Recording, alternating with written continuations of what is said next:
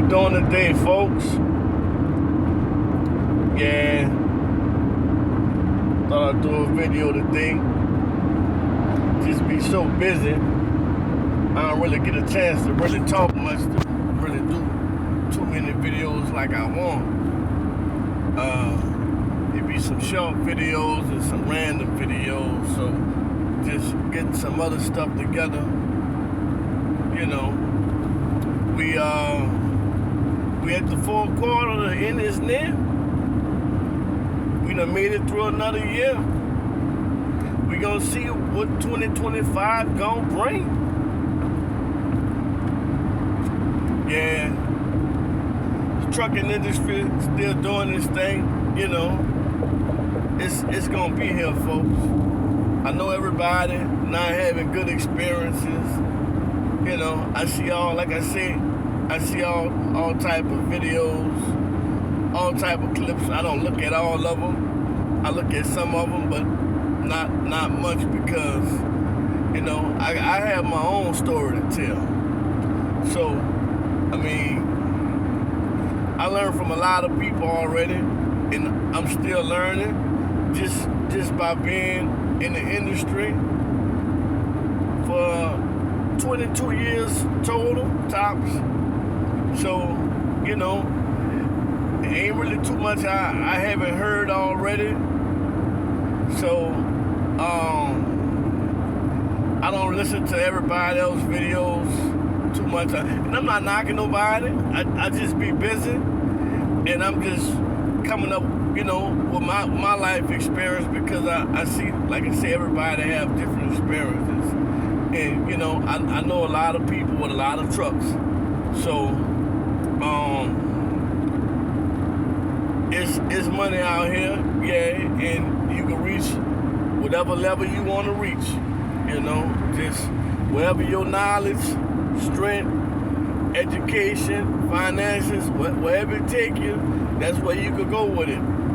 Because my heart goes out to the people that's going through rough times right now and tough experiences, and, you know, just pray and keep your head up high, because, like I said, it's money out here. I know some people got 25 trucks, you know, so, but the other side of that, you know, they be ready to get out, because it's just rough, just dealing with the drivers and the customers, just a little bit of everything combined together. It's not that they making the money, it's just everything else that come with the money. You know, if you stick your finger on tape, it's gonna stick to you. You know, so that's just the nature of the game, y'all. So, I mean, if anybody feel like that they need some type of advice for your company to keep it rolling or to get it rolling, I'm open. You know, I know they got some other people out there, you know, but I'm open for help. You know, I have some ideas. I have a formula I use. You know, so we just gotta be creative sometime, and we have to try some different things. And sometimes, you know, we have to do what we don't want to do. You know, so it's a process. It's a learning situation, and, you know, the business side of everything is work. It comes with work and creativity. You know, because, like I say, you know, I make decent money, and I was doing 350 mile, 400 mile radius, but I don't even do that no more. So, you know, and then I was local for 20 months in Houston and stuff like that. And I'm back local again, but I'm not in Houston, but I'm still making money. So it's still money to be made out here. You know, I see they got the guy, he talking about the truck drivers coming up missing, and they got the different places that's they saying all kind of stuff. People come up missing and it's racist and all different type of stuff like that. But I mean, driving over the road wasn't for me,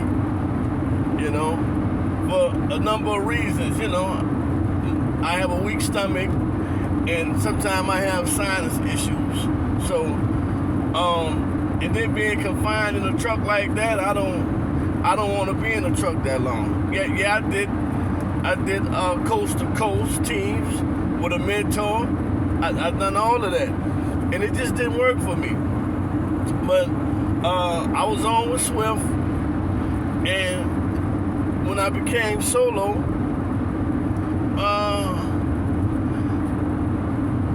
they wanted me to stay solo over the road, but I couldn't do it. They bragged about all these dedicated accounts they have and this and that. So I just decided I wanted to get on the dedicated account. I did a Walmart dedicated, but they discriminated on me so much.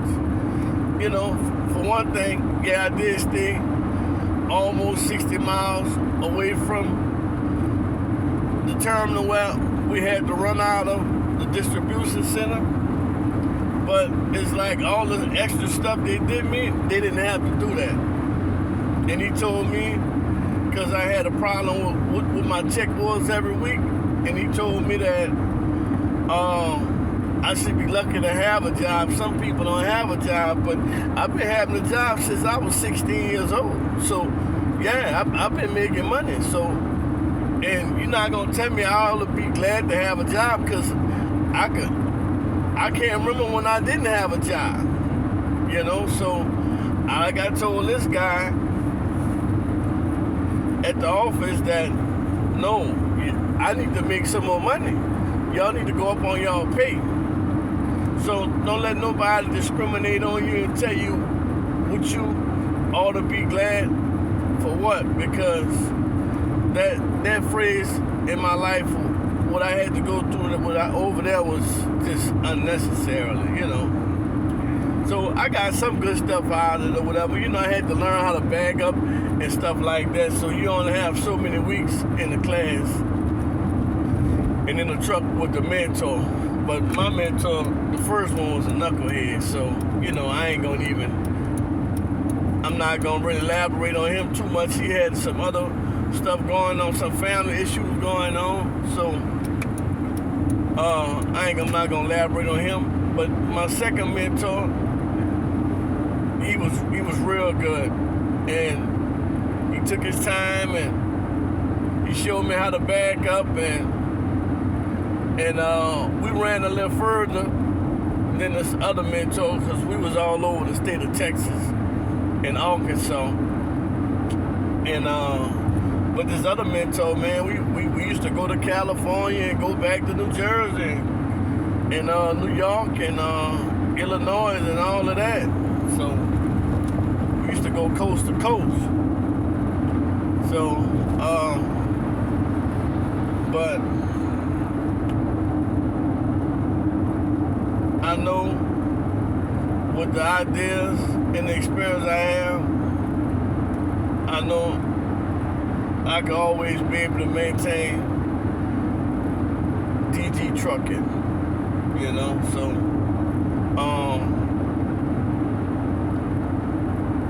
the guy said about the people coming up missing, but there's some places like I don't want to go.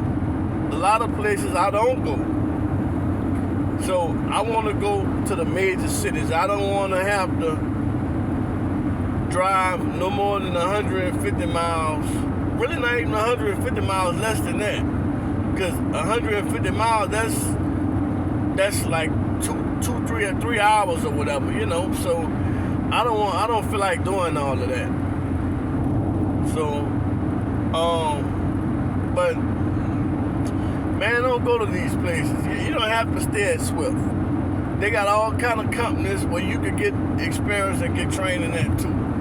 Warner seemed like it was better than Swift. I'm not really sure, but the people that I talked to at Warner, they was on the beverage side, and they did real good. So, I mean, there's a lot of options out here. So when one thing don't work for you, sometimes you have to try something else. You can't wait till the last minute to pull out and decide, it's not working, I'm gonna do this, I'm gonna do that. No, whenever you see after I want to say about 40 days, 30 to 40 days, it ain't working, yeah, it's time to make a move, make some adjustments, and look into some other opportunities. Because there's plenty opportunities out here, We got the foods, the reefer side, got the chemical side, we got the flatbed side, we got the regular drive-in, we got the, like the cement, the construction, and it's all different avenues to go in the trucking industry for us to make it out here and to be successful. And everybody is, let me think of the best way to put this. So everybody have their time for everything. So if you're not business minded or have business experience, yeah, it may not be good for you to be an owner operator. Just stick to being a driver, And ain't nothing wrong with being a driver, because you just go park. You report everything and you go park. When it's time to go park, you take your 30-minute break and that's it. When you're an owner operator, fully independent, man, you gotta be doing paperwork. You gotta take your breaks.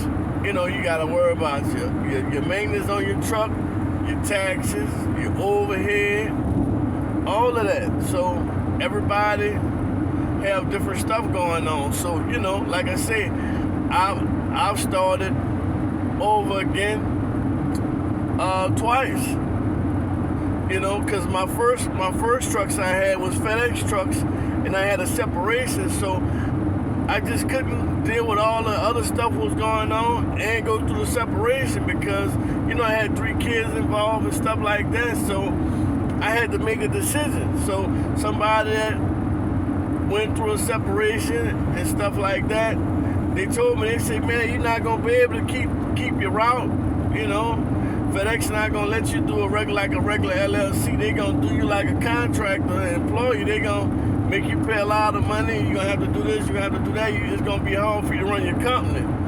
So what I did, I took that advice. And I'm glad I did take that advice, because they gave me 3 years to sit out, to get my CDL, and to make it to the next step. So I was already getting my CDL before I left FedEx, because I was over there for like 12 years.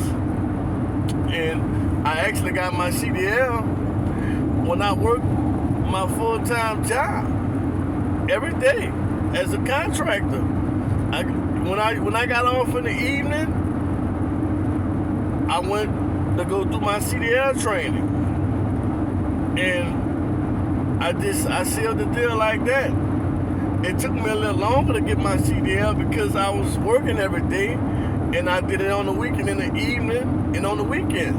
I put my time and my hours in.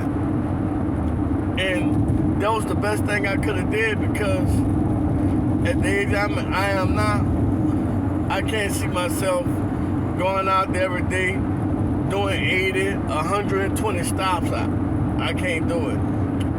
I'm glad I don't have to do it. I thank God for that. But if I didn't have to drive in the mental state to say I know it's a better way. And my better way I figured out to get from over there was to get my CDL. Because, I wanted to move up and be the top dog in the trucking industry ever since I was small.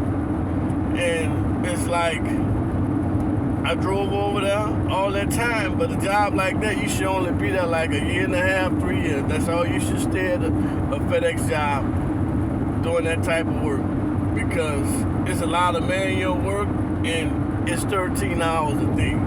So, and me personally, like now, I thank God, because I don't work 13 hours a day. I really don't. That's why I don't drive nowhere no further than 5 to 6 hours. That's it. After that, that's a wrap for me. Because I said to myself, whenever I left from doing the FedEx routes, that I wasn't going to drive no 13 hours a day. So that's why I didn't make it at places like Swift and Imperial Trade and who else? Buchanan, Hauling and Rigging. I was with them too. You know, they that's a whole nother story, a whole nother video. But yeah, you know, I love what I'm doing now, and I dictate my own schedule to the fullest, and I dictate how much money I'm gonna make every day and every week. Pretty much every time I could dictate those two things, my schedule and what I want to make every week. You know, not no ridiculous numbers. You know, people be saying all kind of stuff what they making out here, but you know, me, I'm a firm believer that, you know, I gotta see it in person or on paperwork. That's the two options that I need for to believe what you saying. So, just keep pressing, keep your head up high, keep going first, keep safety first, and everything gonna fall in place, you know. I sold out back in 2011,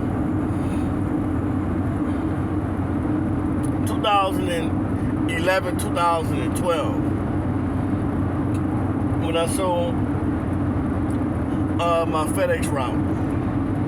And you know, I sat on my money for a little while, and I got my CDL in 2012. And I broke my leg after I got my CDL. So, you know, I tried to work with some guys that was local, but it didn't work out because the guy, they wasn't, you know, they was racing, trying to do loads and stuff like that. And, you know, we had a situation with the pole and stuff like that. But, I went to Swift after I was ready to go back to work from my leg injury, you know. So it's like I'm glad everything happened the way it did. Yeah, I had a couple of mistakes on the way, but I mean, hey, for the most part, I thank God because, you know, he really brought me through. He really brought me through. I really made it through the hardships, you know. And it ain't always easy. And with success, I'm gonna tell y'all right now, it comes discipline, sacrifice, and hard work. It do. It's not gonna come easy. It's not gonna come easy. So, you know, I can tell you some stories and you be scratching your head, but it's for real. God is good. It's for real.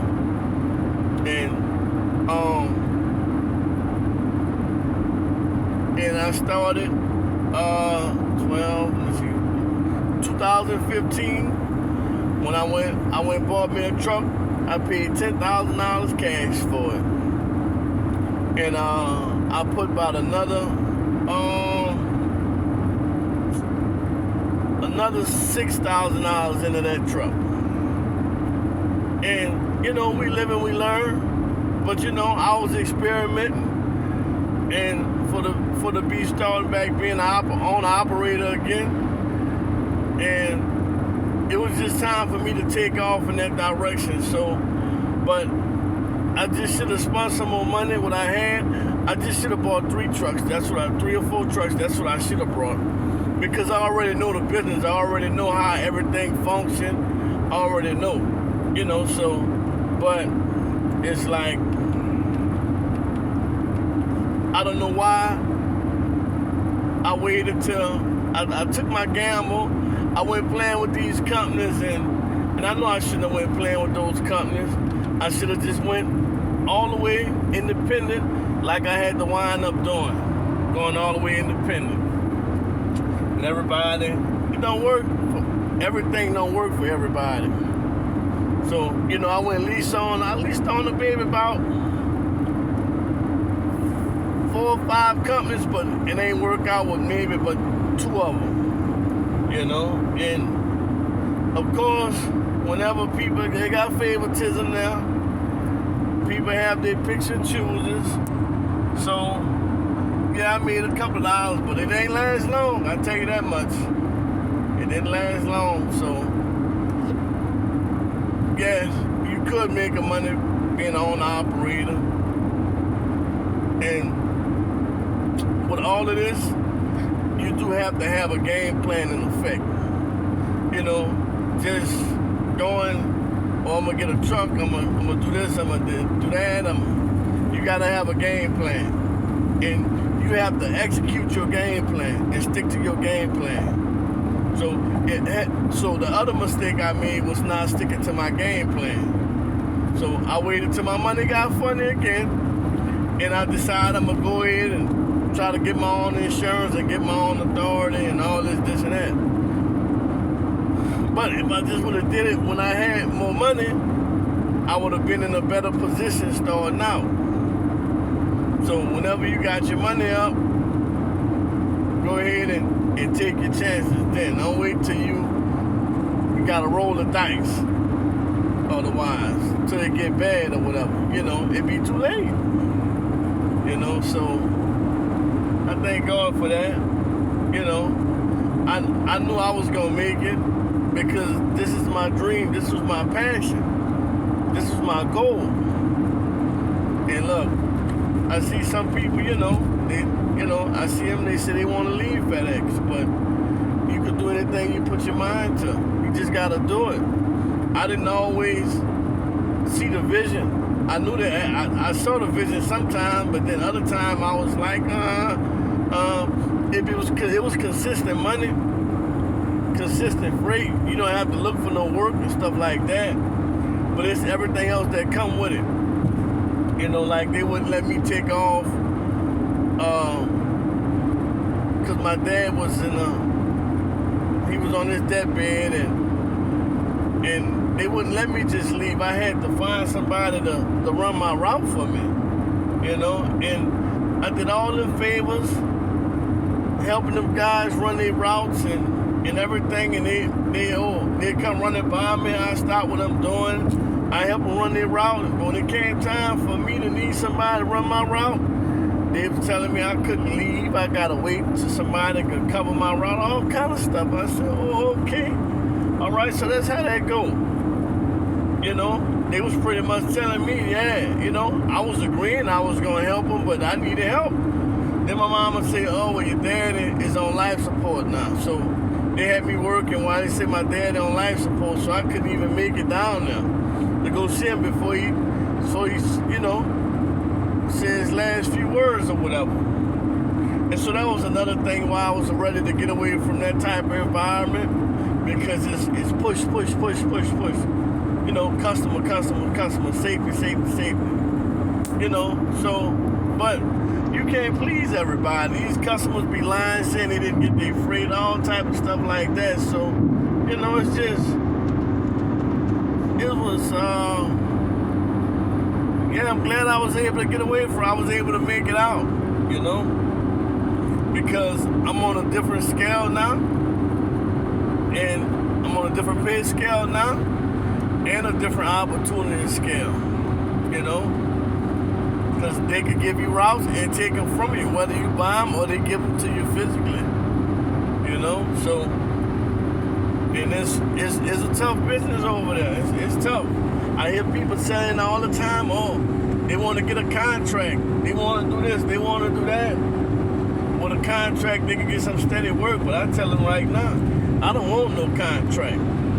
Because at the end of the day, when I bought my truck, I want to be free. I want to be free. Because, I like working and I like money and stuff like that, but being free is everything. Believe me. And you don't want to be tied to something whenever you don't have the mental state and the time and the energy for something, so it's like, No, I don't want no contract freight. They can have all the contracts they want. Because guess what? Whenever they can't run their contract freight, their contract routes, guess what they gonna do? They gonna call somebody like me. I get emails all the time. And they gonna put it on the load board. So somebody gonna fall off, and another trucking company gonna be right there to pick it up. And guess what? That's gonna be me. Guess what? It's gonna be me. And you know what else? I need more money. So I'm not even trying to do their work they've been doing for that price. No, I don't care how many loads. No, I want it for this price. That's the price I want it for. So no, okay, they was doing it for that. That's them. That's them and how many day trucks or whatever. No, I want to do it for this price. Hey, you can give it to me or not. Yeah, they got some people. They give me some work, and they told me, we ain't got no more loads for you. Oh, okay, that's fine. Okay, why? What's going on? Oh, we found somebody to do it cheaper. Guess what? Let them do it cheaper. Let them do it cheaper, because I'm not finna be a cheapskate. No. Davis is not a cheapskate. So, yeah, you looking for a favor, a discount? This is not the trucking company. I'm sorry. Let me specify that. I should have specified that in some other videos, but this is not the company. So, you know, I see I help you at the grocery store or something. But whenever I start that truck up, oh yeah, them positive and multiple